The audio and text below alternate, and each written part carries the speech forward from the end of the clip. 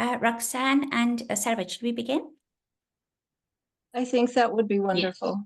Yeah. Absolutely. Thank you. All right, everyone. Good morning, everyone. Thank you all so much for being here. My name is Mahlaka Samdani. I am the director of the Community Alliance for Peace and Justice, an advocacy group that seeks to impact policy and public opinion on matters related to the Middle East and South Asia. We do this through congressional engagement, mass media campaigns, and policy analysis. On behalf of the Community Alliance, I would like to welcome you all to our event today, Gaza and the Struggle for Palestinian Freedom, with our renowned guest, Dr. Norman Finkelstein, who I shall introduce in just a little bit. 6 months into Israel's assault on Gaza, more than 32,000 Palestinians have been killed, of which almost 14,000 are children. It's difficult to get your head around this number. Approximately 80,000 people have been injured and more than 1 million people are under severe threat of famine. Even as the humanitarian catastrophe worsens, our government, the US government, continues to authorize weapons to Israel in violation of domestic law. To help us take stock of this horrific situation and help guide and inform our efforts going forward, we are truly honored to have with us today Dr. Norman Finkelstein, one of the most outspoken and courageous voices for Palestinian rights and freedom. He needs no introduction, but I'll introduce him anyway. Dr. Finkelstein received his PhD from the Princeton University Politics Department in 1987. He is the author of many books that have been translated into 60 foreign editions, including The Holocaust Industry, Reflections on the Exploitation of Jewish Suffering, Gaza, An Inquest into Its Martyrdom, and most recently, I Accuse, herewith a proof beyond reasonable doubt that ICC Chief Prosecutor Fatou Bensouda whitewashed Israel. He is currently writing a book tentatively titled, I'll Burn That Bridge When I Get to It, Politically Incorrect Thoughts on Cancel Culture and Academic Freedom. In the year 2020, Norman Finkelstein was named the 5th most influential political scientist in the world. Dr. Finkelstein, thank you so much for joining us. Thank you for having me. Just one tiny correction. Yes. I don't really follow social media or anything on the web, so I can't update things. The book on I'll Burn That Bridge When I Get to It, it was published, I think, 2 years ago. And probably you got the information off of some biographical. Yes. Which is outdated now. Okay, well, thank you so much. Otherwise, that's everything else was accurate. Okay, thank you so much. And right before we begin, Dr. Finkelstein, I'm just going to share with our audience the format of our discussion. So for the first half hour, I will ask Dr. Finkelstein a series of questions, after which we will open it up to audience Q&A. And that section will be moderated by our board members, Sarvat Patel and Roxanne Bruno. Please submit your questions in the QA function, and we'll get to as many as possible. So with that, Dr. Finkelstein, welcome once again. Thank you. So I would like to begin the conversation today with the horrific events of October 7th, in which approximately 1,200 people were killed in Israel and more than 250 were taken hostage. Following the events of that day, you have said you experienced a moral dilemma when you were asked if you would condemn Hamas.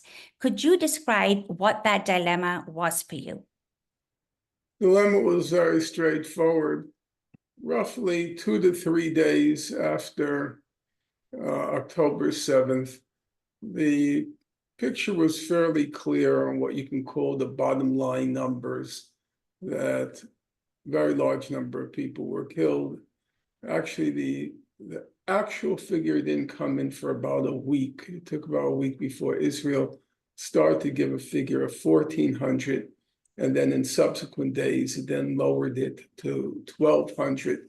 But it was already clear within, I would say, 3 days that there was a bloodletting of a very significant magnitude, and that a large portion of that bloodletting, even if we set aside the combatants killed, simply the civilians killed, which the current estimate is about 850, that a large portion of that number were killed by Gazan militants. And so it constituted an atrocity or atrocities of a significant magnitude. That is what you might call the factual side. But then there is the legal side, obviously. And the legal side, I think it's pretty clear that those who perpetrated a significant civilian massacre, a large-scale civilian massacre, were guilty of legal crimes of a significant magnitude. And I'm not going to contest a verdict in the court of law. But then there is, to me, a third question, which is the moral question. And the moral question was the one I stumbled at, or I was paralyzed by, because I've been spending I've spent the last 42 years, since 1982. I've spent the last 42 years chronicling the Israel-Palestine conflict. And you can say roughly from 2008, my focus has become Gaza. So for the past roughly 15 years, I've been chronicling Gaza. I've written extensively on it, and I've read as much as one can on the subject. And being close to the details of the daily horrors inflicted on those 2 million people, half of whom are children, 70% of whom are refugees and descendants of refugees from the 1948 war, confined, immured in a concentration camp, and then periodically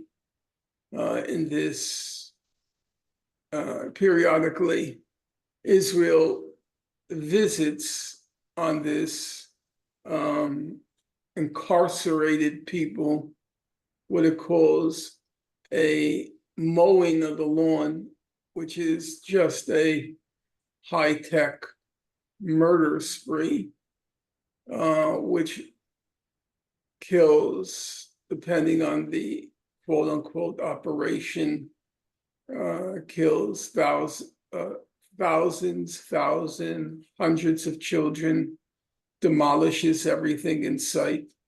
What you're seeing now in Gaza is on a larger scale, for sure, but qualitatively, it's not different than what Israel has been doing to Gaza since 2006.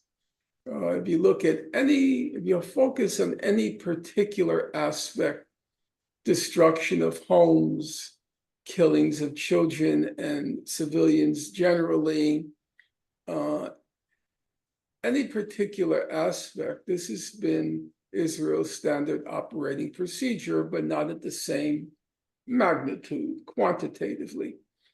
And given that the young men who burst the gates of Gaza on October 7th, they were probably mostly in their early 20s. The closure of Gaza began in 1991. Already by the early 2000s, Baruch Kimmerling from the Hebrew University in Jerusalem, he was a senior sociologist there. He described Gaza as the biggest concentration camp ever. If you look at the head of Israel's National Security Council, his name is Gil Eiland. He described Gaza as, quote, this is March 2004. He described Gaza as a huge concentration camp. So already in 2004, it's being described in those terms. Well, between 2004 and now, you can do the arithmetic, it's about 20 years. most of the young men who burst the gates of Gaza were in their early 20s. And so they were born into a concentration camp. They were born into it. They were living in it. And as things looked on October 6th, they were going to die in it. And it was very hard for me to morally condemn them. I recognize the factual situation. I recognize the legal verdict, though were I their counsel, I would plead for clemency on the grounds of the situation they were born into. But as a moral question, I couldn't, I was, maybe you could say, too close to the facts. I was reading day in and day out about the horrors in that concentration camp, about the horrors of the periodic murder sprees inflicted on Gaza. So I didn't have it in me. I couldn't do it. And I was kind of at a loss about how to proceed, because I understood many people counted on my judgment at this particular moment, and my judgment was in in suspension. I couldn't figure it out until eventually I found what I thought was an appropriate analogy: the slave revolts in the early history of the United States, not the early history, in the 1800s in the United States. The slave revolts, and the fact that the abolitionists, or at least some of the abolitionists, refused to condemn the slave revolts, even though the agents of those revolts committed horrific crimes. It's very hard to condemn a slave, whatever a slave does.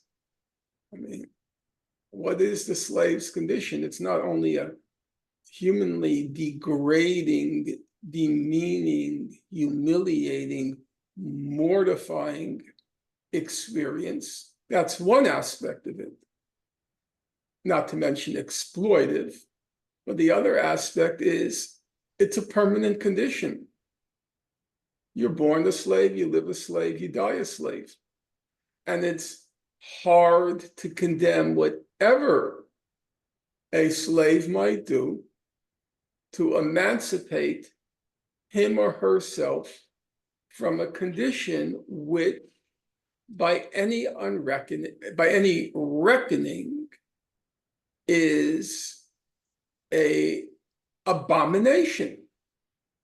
It's a condition that, by any reckoning, by its daily reckoning and by its permanence, is an abomination. And that's, in my opinion, the situation of the people in Gaza. That, as I said, it began around 1991. It originally was called a closure policy. Well, 1991 is quite a long time ago now. You know, it's more than 30 years ago. So it was a very realistic prospect for the people in Gaza that, like for the slaves, this was going to be a permanent condition. In fact, it was almost certainly going to be a permanent condition.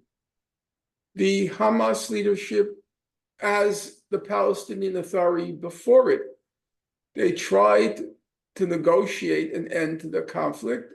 It didn't work. Israel wasn't going to budge. They then tried nonviolence in 2018, the Great March of Return. Israel targeted for death. They had snipers lined up along the perimeter with Gaza, and they targeted children, they targeted medics, they targeted journalists for death. They targeted double amputees. You can read the report. It was an excellent report put out by the United Nations, an investigative commission. It's 250 pages. It's a hefty report, single-spaced. And a large chunk of the report was given over to chronicling each of these deaths that the Israeli snipers deliberately, intentionally inflicted. It wasn't just the deaths. It was the fact that they were targeting all the demonstrators at the kneecap and below to inflict what are called life-changing injuries on them. So nonviolence wasn't going to work. And by October 6th, I can tell you very personally, I had given up on Gaza. I stopped writing about it. That last book that you mentioned, I'll burn that bridge when I get to it. As you can see, the title had nothing to do with Gaza anymore. Right. I had moved on. I was writing about cancel culture, academic freedom, all sorts of things. I put Gaza behind me for a simple reason. I decided it was finished. There was no way they could succeed in even their most minimal endeavors. It was not possible. And Right. I was, well, I hate to say it, but I felt like at this point, I'm just squandering my time. By October 6th, all the talk was about the Abraham Accords, that Saudi Arabia was going to cut a deal with Israel and the United States, that the conflict would be resolved. When I say conflict, I mean between Israel and the Arab states. It would be resolved, and all of it would be resolved above the heads of the people of Gaza. They were going to just languish and die. It was a leper colony, Gaza. It was a burial ground, So under those circumstances, they were like our slaves in revolt who committed horrific crimes as they revolted. Thank you, Dr. Finkelstein. And if you thought that Gaza was hopeless back in 2006, I can't imagine what you're thinking right now. So I thought Gaza was hopeless in 2020. That's when I gave up. That's when I said, I'm putting it behind me. I'm moving on. Sure. So it's hard to believe that it's now been 6 months since Israel's assault on Gaza began, and the carnage just continues unabated. What do you think are the prospects for a ceasefire, and what are the Israeli government's plans for Gaza, do you think? And is there any kind of pressure, be it domestic or international, that you believe could change Israel's calculus at this point? Those are 3 questions. The first question pertaining to the ceasefire. Obviously, there has to be a ceasefire, and that demand has been correctly, in my opinion, seized upon by those in support of the people of Gaza. The problem is, if that's the end of it, then we're right back to the status quo ante that produced October 7th in the first place. If you don't also call for an end to the inhuman and illegal blockade of Gaza, and you just want to freeze the current situation, we're right back where we started from. Now, obviously, look, I'm not going to in any way diminish the significance of ending the carnage, because as all the human rights organizations have said, we can't deliver goods in the midst of the war, not least because Israel is targeting the relief agencies. So I don't want to in any way be misconstrued. There's got to be a ceasefire. But the problem is, what comes the day after the ceasefire? What comes the week after the ceasefire? What comes the month, the year after the ceasefire? If the ceasefire is the last step, it just freezes the horror in place, and we just are back to October 6th, which is what caused October 7th, October 6th, and going back to 1991. So I think even though a ceasefire is imperative, I think one has to be careful whether the ceasefire then becomes the permanent solution. And if there's violence again, then the Palestinians get blamed for breaking the ceasefire. Right. And then they'll be blamed again for breaking the ceasefire. So there has to be a ceasefire within a broader context. Now, what the broader context is, I haven't a clue, because I don't want to go into the details, but if you go into the past, there were negotiations between Israel and the Palestinians. And the negotiations were generally within the framework of what you might call percentages. Israel wanted to keep 80% of the illegal settlers, wanted to allow them to stay in place in the West Bank. The Palestinians made an offer. They said 60% can stay in place. Israel said, we want to keep 10% of the West Bank. The Palestinians said 2%. So it was, I'm not saying they were close, but still it was about percentages. Nowadays, the Israeli government and society, they won't allow for a Palestinian state in a broom closet, in a bread box.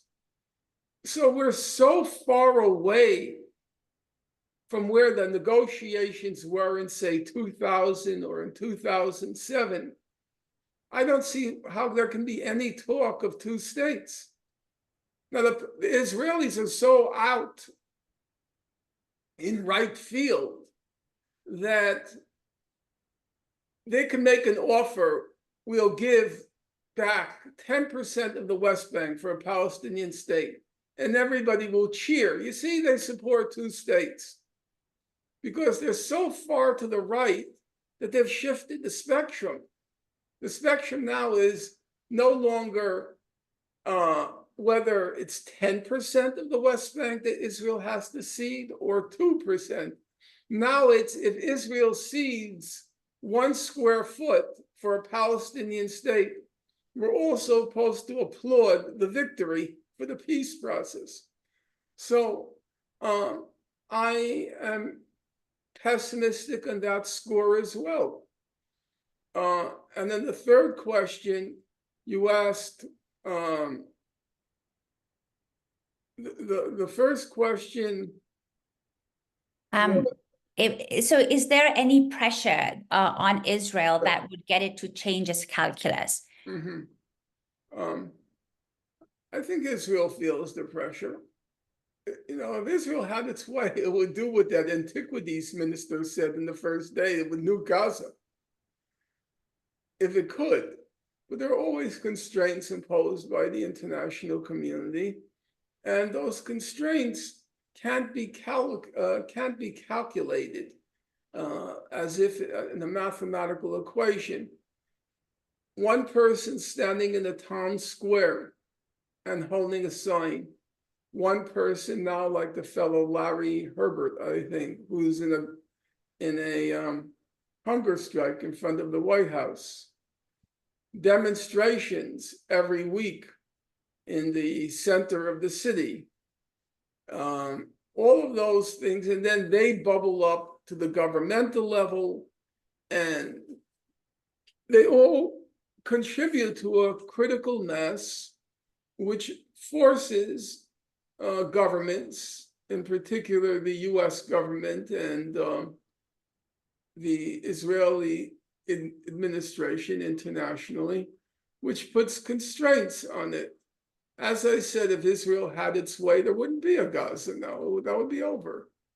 But it's also true to say that Israel has gone much further than not only it has ever gone, it's gone much further than most any other belligerents in the war have gone in the 21st century. Every day they break a metric. Density of bombing, intensity of bombing, number of children killed, number of women and children killed and compared to combatants killed, amount of infrastructure destroyed, the number of journalists killed, the number of medics killed, the number of UN workers killed. They break every record. They do. You just read every day. There's now the degree in which the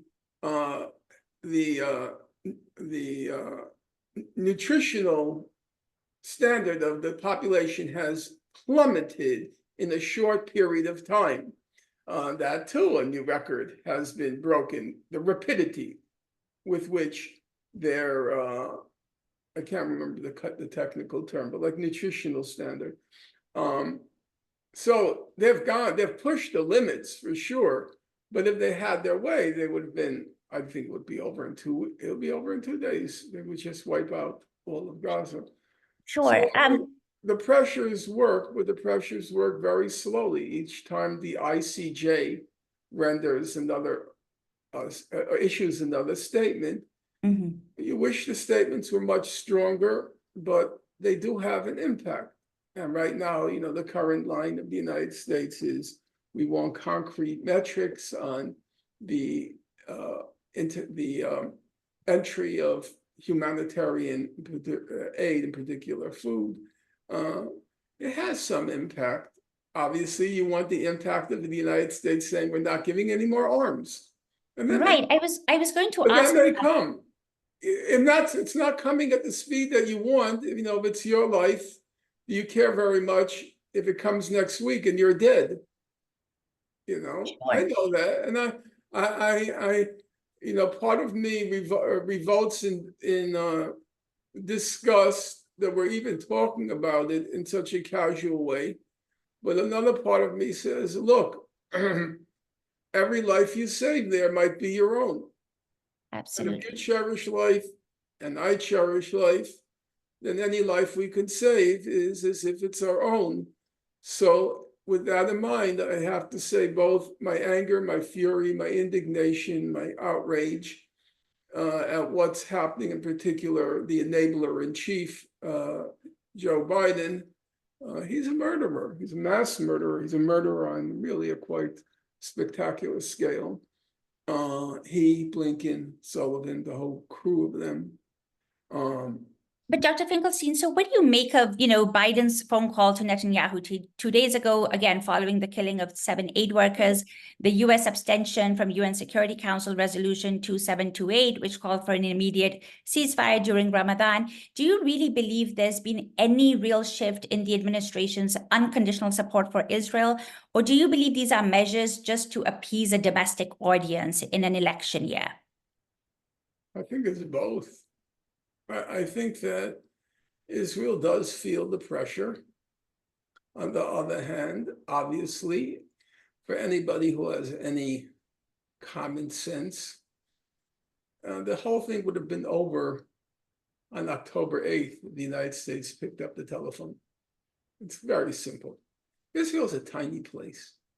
No, it's the size of New York City, 8 million people.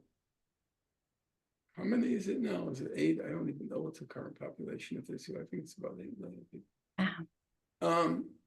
They couldn't do what they do. It's just ridiculous. Anybody believes Israel can do anything without the United States. It can't breathe without the U.S. The U.S. ends it when it wants to end it. It just says game over. It's as simple as that. The UN has the capacity to inflict massive sanctions on Israel if it wanted to. The U.S. blocks everything. So obviously, it could end the whole thing with one automatic dial to Prime Minister Netanyahu. On the other hand, because they have to appease the base, they have to appear to be doing something. And so a lot of it is theatrics, but I do believe, look, I have to be realistic about it.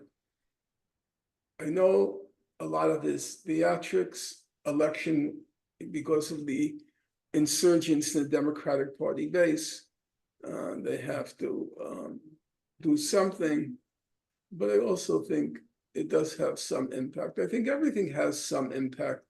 It's just not the impact that we want.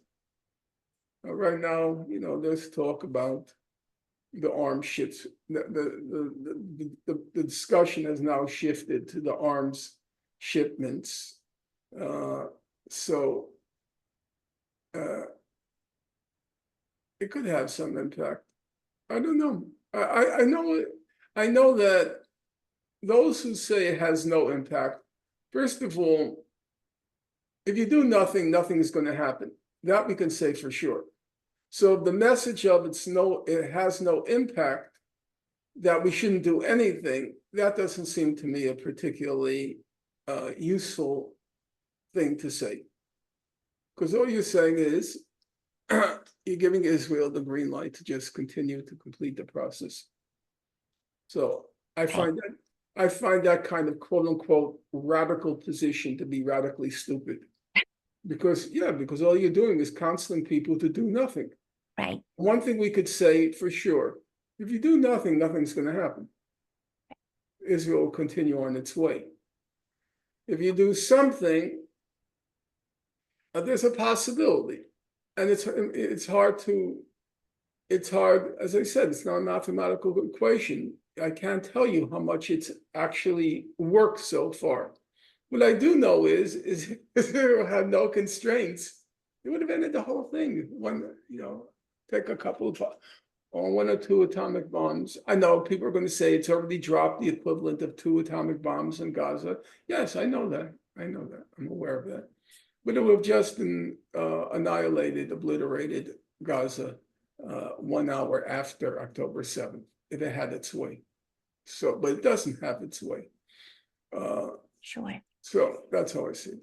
So based on that, Dr. Finkelstein, I mean, what advice do you have for pro-Palestinian activists here in the U.S.? I'll tell you the truth. I don't think they're doing anything wrong. I think they're doing everything right. Well, sort of based on what you said, beyond calls for a ceasefire, beyond the incredible protests that we have seen, what should their activism look like? I feel like, at this point here in the US, you hear about this 2-state solution that is being bandied about by the administration, right? Every now and then, and even congressional reps will come out with those statements, oh, we need a 2-state solution, when that was an impossibility years ago. So in terms of the medium and long term, when we are engaging with our congressional reps, when we are doing those protests, what are we asking for? Are we asking for a binational state with equal rights for everybody? What is the most effective strategy forward? And in that same vein, who among the Palestinian leadership should we be looking for to guide us in this respect? Who speaks for the Palestinians? Unfortunately, I don't think there are answers to those questions. I wish I could give you my own considered opinion, but I don't have a considered opinion because I don't think there's an answer. At this point, I don't see any possibility for 2 states. I don't see any possibility for 1 state. 1 state, so we're going to have a joint government between Sinwar and Smotrich. Yeah, that sounds very possible.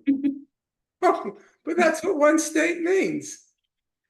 It doesn't, it's just, in the current moment, it's ridiculous. So for those of you listeners who don't know, Sinwar is considered the mastermind of October 7th, and Smotrich, Gvir, they're considered lunatics, which they are, except that they are highly representative of Israeli society. If they're lunatics, that's because lunatics elected them. If Netanyahu is a lunatic, that's because he's the longest prime minister in Israeli history. It's because the whole society is lunatic. And that's what you have to contend with when you talk about 1 state. You're talking about, you want a lunatic society, which Israeli society is. There's no left in Israel, there's no center in Israel, there's just a right, a far right, and an ultra right. That's it. There's nothing else in the spectrum. 90% of Israelis think Israel is using enough force or insufficient force in Gaza. 70% say they want Israel to take out Hezbollah now. It's a crazy state. It's completely lunatic. Sort of like Japan and Germany towards the end of World War II. Totally lunatic states. So I don't have an answer to that. If I were saying, what do you want from the and leadership? There is no leadership. That's just a simple matter of fact among the Palestinians. There's a subcontractors for Israel, the United States, the Palestinian Authority, both corrupt and hopelessly corrupt, and just acting as Israel's. Look, the Palestinian Authority dreads the prospect of Hamas winning. They've said that. If you read their last statement, the Palestinian Authority, they blamed Hamas for everything. They said Hamas did this, Hamas did that, Hamas caused October 7th. They dread because they're rich. The occupation has made these very mediocre and sub-mediocre, utterly stupid morons. It made them very rich people. They don't want this good thing to end. So they're not a leadership. Hamas enjoys considerable, it's hard to say how much popularity. It's in the middle of a genocide, so you can imagine there's a lot of unpopularity in Gaza since they triggered the genocide. But there's no leadership among the Palestinians, so there's no one to look to. That's the honest truth. Any Palestinian will tell you that we have no leadership. Sure. So I don't think there are answers. If you're asking what you tell the congressional authorities, I would say that what you should tell the congressional representatives is Israel should be forced to abide by international law, which means the blockade of Gaza is illegal. Under international law, it's a form of collective punishment, constitutes a war crime, has to end. Settlements are illegal.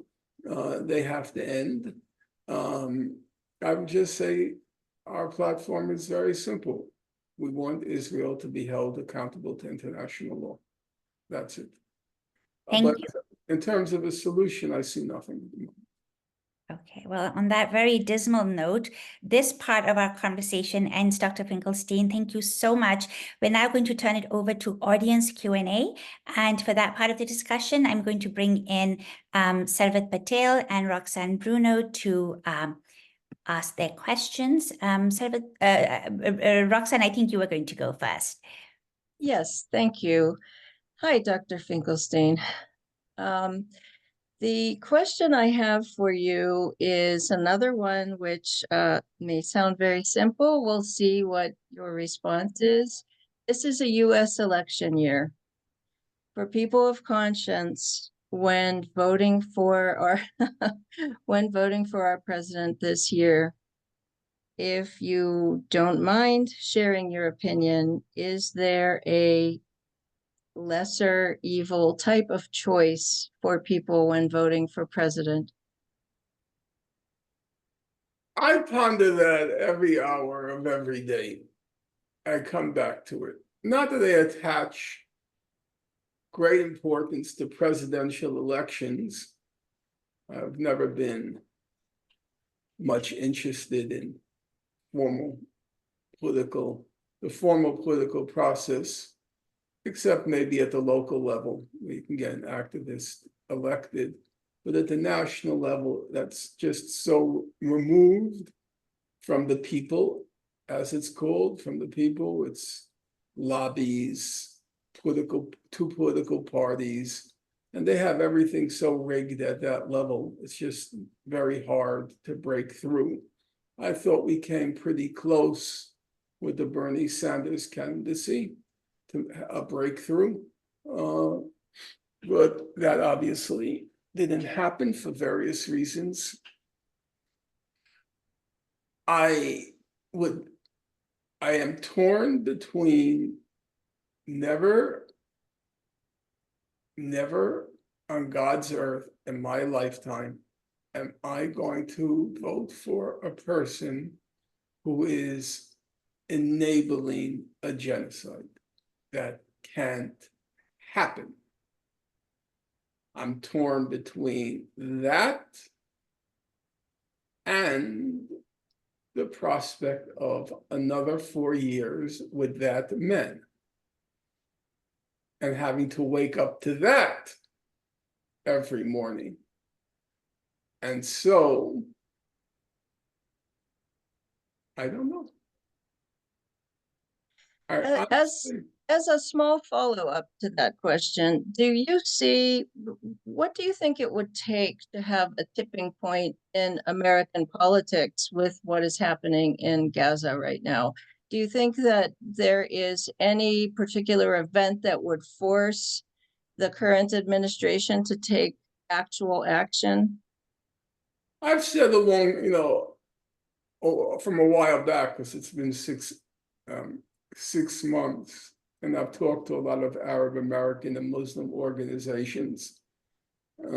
My view was to set a date and make a pledge. If the United States doesn't stop the genocide by so-and-so date, we are making a firm pledge. We will not vote for Biden. That pledge will be irrevocable. If you don't do it, I am signing this statement saying, say we're now in April, if you don't stop, if you don't tell Israel it has to stop now, not one day longer. If you don't do that by, say, June 1st, I am making an irrevocable pledge, or we, the undersigned, a petition, we, the undersigned, say, June 1st is your last day. We will not vote for you. It's irrevocable. That's a wonderful suggestion. Thank you so much for that. Now, I've tried that many times, I guess, the Arab American, the Muslim establishment there, they recoil, they fear making an absolute break with the Democratic Party. So they apparently have talked about, but they haven't taken that suggestion. I think it's a mistake. The Democratic Party obviously tries to cater to various minorities, including the Arab and Muslim community, and it means positions, it means all sorts of entree. And the Muslim American, Arab American, they're afraid to permanently cut their ties, which they would, in effect, if they made that pledge. But I think that could have, depending on how many people you can get to sign that pledge, but if it's done in an effective way, I took the pledge, something like that. I took the pledge, or I'm taking the pledge. That's a wonderful idea. I could see that really taking off across social media, across even local news networks, at least. That's a very powerful suggestion. I think we can really do a lot with that. And I think that Sarbat has the next question ready for you from the audience. Yes, I do. First of all, Dr. Finkelstein, it's an honor to be in the same room with you, even if it's virtual. I thank you human to human, because listening to you has helped me learn so much about a situation that I say that I was in a conscious coma for a long time. So I owe a lot of gratitude to you for a lot that I've learned.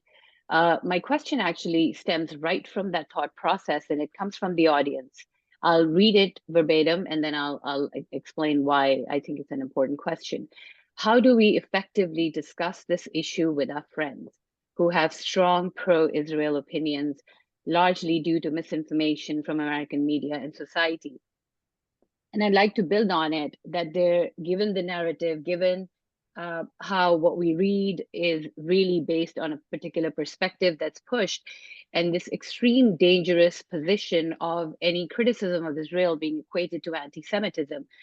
We face this in our day-to-day lives, especially when you start talking about it. And initially, if you don't know enough, it's quite intimidating. So what advice would you have for everybody listening on how best to pursue this? These are all excellent questions, and I don't pretend to having any magic formulas to real life problems in trying to pursue justice. My basic view is that, one thing that came from this conflict, which was a positive development, not that we can speak of any positive developments in the context of a genocide. One thing that I think is useful, let's just call it useful, is how the South Africa delegation made its case before the International Criminal Court, the International Court of Justice, the ICJ, how it made its case. It's an 84-page, what's called application, which is like a brief, making your case. And it has hundreds and hundreds and hundreds of footnotes. What was remarkable about the footnotes is they relied entirely on UN organizations. No, I don't think there was a single Arab citation in all those hundreds of footnotes. They'll cite Save the Children. They'll cite Oxfam. They'll cite the World Bank. They'll cite the IMF, the International Monetary Fund. They'll cite UNCTAD, the United Nations Conference on Trade and Development. They'll cite UNESCO. And it's this accumulation of utterly respectable mainstream sources that made their case impregnable.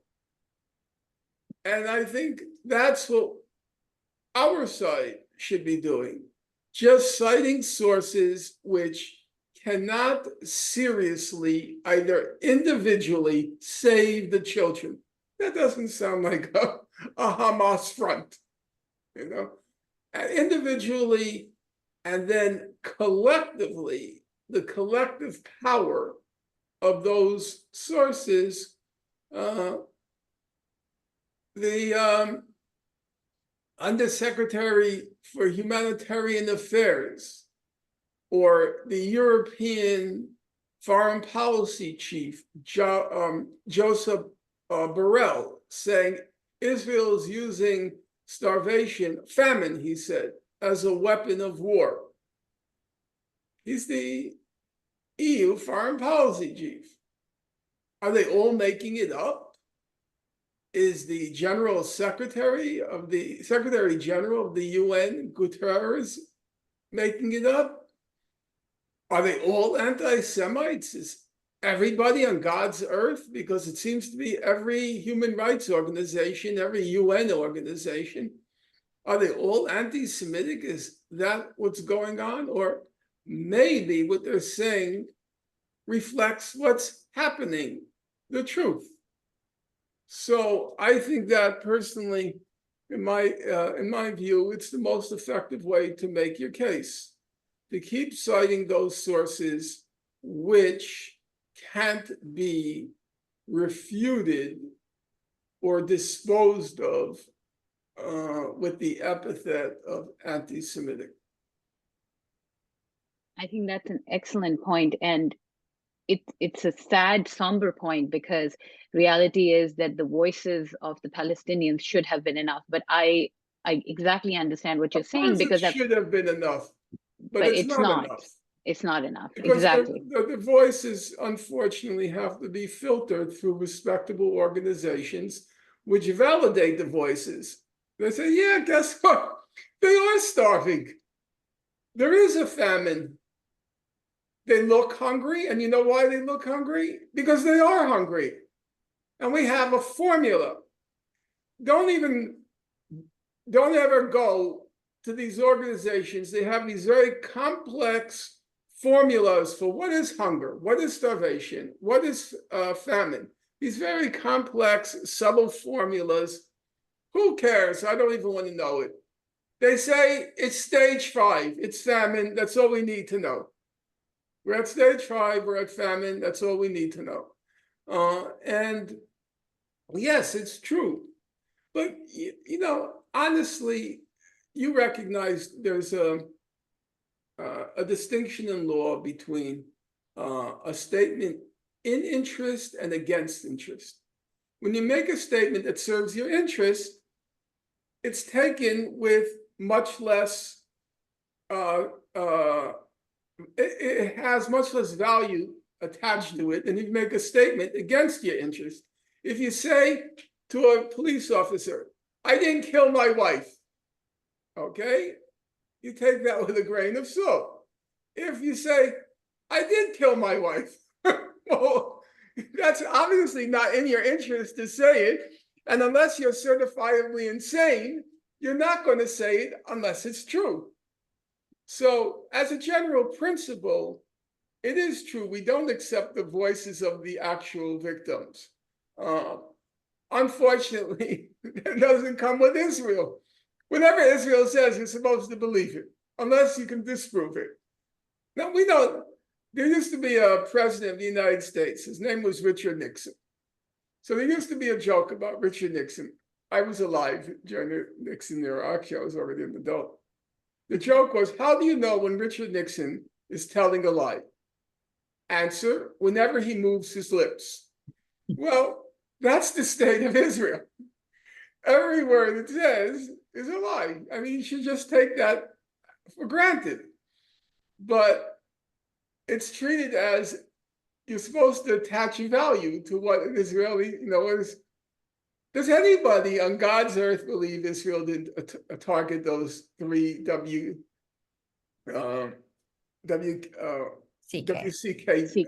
cars? Does anybody believe that? Dr. Finkelstein, it's all related. And I think you touched on this at the beginning of this webinar.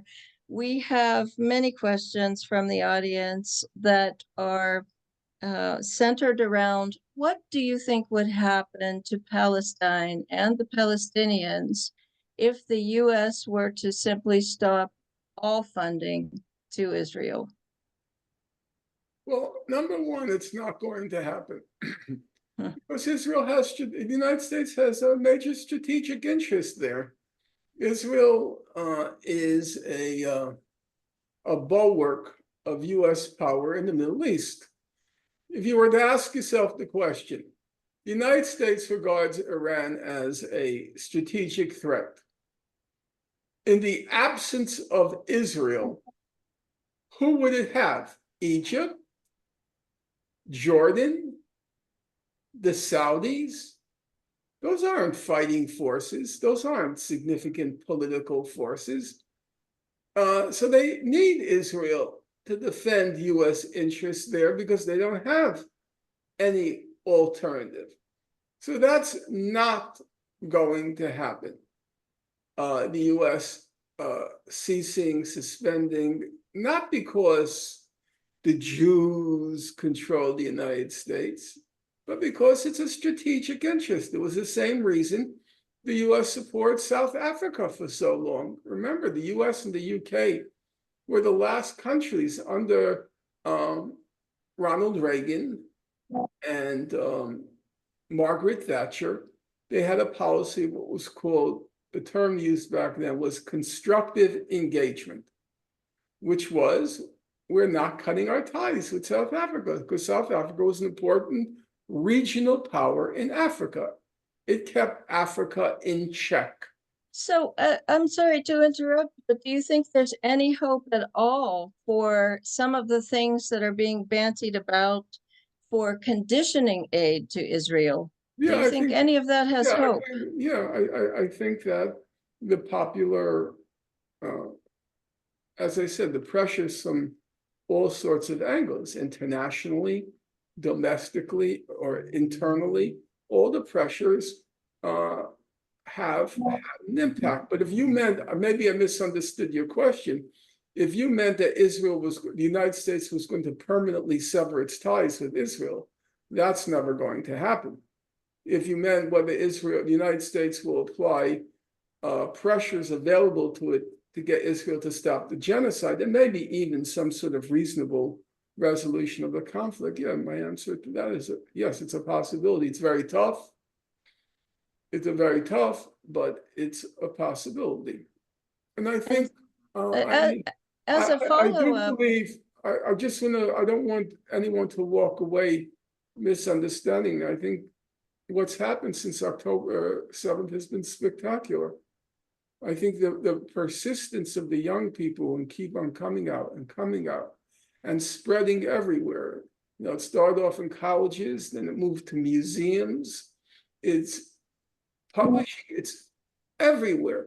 It's been a magnificent achievement. And I believe, as I said, and I want to reiterate, if you don't mind, you can't calculate these things. You can. But I do think it creates the confluence of all of these forces, all of these people, locally, nationally, internationally. It does create a critical mass. It has seeped up into the White House. I mean, we know that they're being completely. I'll give you an example. Take these characters, these revolting characters like this guy named Jon Favreau from MSNBC, who don't have a political bone in their body. They have this woke audience, mostly these high testosterone white males. And now they're denouncing Biden. Why? Do you think they give a darn about the people in Gaza? Because they could feel what's happening, you know, in the atmosphere. They can feel it, that public opinion is such that you can't continue to say what you did on October 7th, 8th, and 9th. You can't get away with it anymore. So when even then, and then the point that a number of people have made, I don't watch TV, but Saturday Night Live, when the people broke out, the audience broke out in loud applause, when that all has an impact. You know, when Biden looks at that, when his advisors look on that, what are they thinking? Bye November. Disaster. Bye November, because that's their base. That's their base. So we should never, ever, ever, it's sinful and it's false, underestimate what we're doing. Never underestimate it. I'll give you, if you'll allow me, I know it may sound conceited, but you'll excuse me. I've always been on the margins. I mean, I'm on the margin of the margin of the margin. I say things which, you know, put me in the place, pariah place, right? From day one, I said I won't condemn the people in Gaza. I recognize an atrocity was committed, but I'm not going to condemn those people, okay? Everybody condemned. Everybody. Remember the joke, Piers Morgan, the first question he asked every single guest, do you condemn what happened on October 7th? Okay? I refuse to do it. Not because I am indifferent to what happened on October 7th, but for reasons I already explained, I refuse to do it. What I've found is I've stood firm in my conviction. I was a complete pariah. Now, whenever I post anything on Twitter, right, I'll get between 500,000 and 1 million views in 24 hours. Public opinion is changing. I walk down the street, I'm a known quantity. I live a very private, solitary life. I walk out, I wear sunglasses, and I think I'm unrecognizable, but I'm recognizable. Now, bear in mind, I have never, ever been on national television. Never. ABC, NBC, and never been on cable, never been on national radio. But now I have a fairly high recognition because public opinion is changing. I'm no longer the pariah. People are curious, well, what does he have to say? He was the guy who said, I won't condemn what happened in October. I mean, I condemn the atrocities, I won't condemn the perpetrators, okay? And I'm still now acceptable. You know, I did already four Piers Morgan programs, 4, and he has a very large audience. So I'm not saying this about me. I'm saying it about the shift in public opinion. And if you want to win an election, you have a real problem in your hands right now. Thank you so much for that, Dr. Finkelstein. We should never underestimate that. It's a huge victory. Yeah. Remember, sorry, go ahead. The war in Vietnam, the protests didn't really begin until 65. The war began around 61, 62. Took years. And now within 6 months, there's been a very dramatic shift. As many countries have been saying to Israel, we all stood by you on October 7th. And now nobody stands by you. And I think, Dr. Finkelstein, what you're saying, we see in our lives, right? Many of us knew it was a taboo topic, and now we are all talking. I wanted to make a little bit of a joke. There's nothing unrecognizable about you. I think you have left a mark. It's just that the public is waking up to a world that was hidden from them. In exactly what you said, I would like to ask the last question from the audience, because many of us are going to walk away and return to our daily lives, but the pain of what we are seeing happen stays, and it's hopefully motivating many of us to continue. What do you think is an apt long-term strategy for this activism? And you alluded to what the young people have done, and it's incredible. What's the message you would send to us and them? First of all,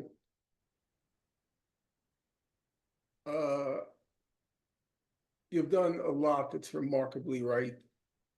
A lot of people, this is their first dip into politics, because it's a lot of people who are in their early 20s who are participating now. And I found remarkably good political instincts. Very early on, they seized on ceasefire now. They understood that was the right slogan. Slogans are the toughest things in politics. They are. Figuring out what is the slogan which will advance your cause the most at a given moment, given the state of public opinion, public consciousness. It's a very hard thing to figure out. It may seem natural to you after it's been seized upon. But before, I was nervous. You could have come up, let's say, during the Vietnam War. People on the left, like myself, we would chant, ho, ho, Ho Chi Minh, the NLF, which was National Liberation Front in South Vietnam. Ho, ho, Ho Chi Minh, the NLF is going to win. Now, that wasn't a great slogan, because American troops were in Vietnam, and we were rooting for the other side. Ho, ho, Ho Chi Minh, the NLF is going to win. So it's not always easy to pick the right slogan. And the fact that they seized on ceasefire now was just, it was good. It was very smart. And all sorts of things, the locations, they planned the demonstrations, Grand Central Station, Statue of Liberty. There's a lot of cleverness. You could see lively minds at work, and all the very clever planning. They won't tell you where the location is until the last hour. So the police, the whole thing. It's been very good. I don't have any advice there. The only thing I would say is you have to be realistic about political change. You're up against concentrated, experienced power that's ruthless. It's concentrated, it's experienced, the smartest minds. They recruit from Harvard, they recruit from Yale, they recruit from Princeton. They have the top thinkers, an awful lot of power, money, the media. You're up against a very concentrated, remember the two words, a concentrated, ruthless force. So you have to accept that even as every life lost could be your own, if we persist, every life we save might be our own. That's the fact. I know inside of me, I always think, what would my parents think? And they would say, what are you talking about? They were dying, and you're talking about politics. They were impatient with the political process because they were in a position where everyone died. So I recognize that frustration, that indignation, that outrage, but I have to always balance it with the fact that if I save a life, it might be my own. Okay. Thank you so much, Dr. Finkelstein. Thank you so much for your powerful words, your evocative words, and thank you for your brilliance and for guiding us forward. But most of all, thank you for your courage and all the personal sacrifices that you have made to stand up for truth and justice. You are such an inspiration for all of us and will be for generations to I come. have to correct that. I possess zero courage and I've made no sacrifice, and that's a fact. The only thing I wish I had more of was physical energy plus more hours in the day. And we wish we could clone you as well. We wish there were more of you as well.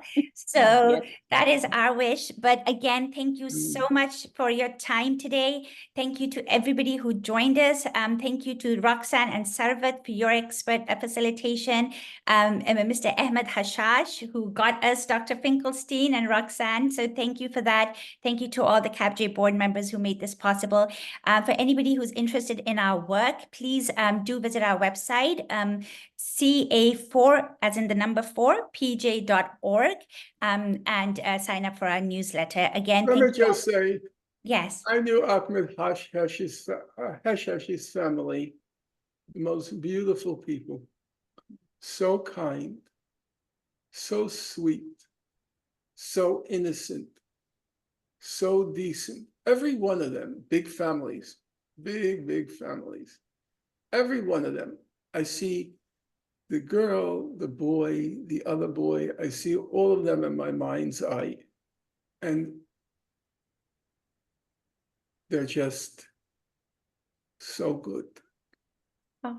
So it was my honor, pleasure to know them, you know, and it's very painful to think people like that are just being exterminated every day. Roxanne, do you want to say thank you so much? Thank you for these powerful words. Bye. Bye, everyone. Thank you for joining us. Thank you.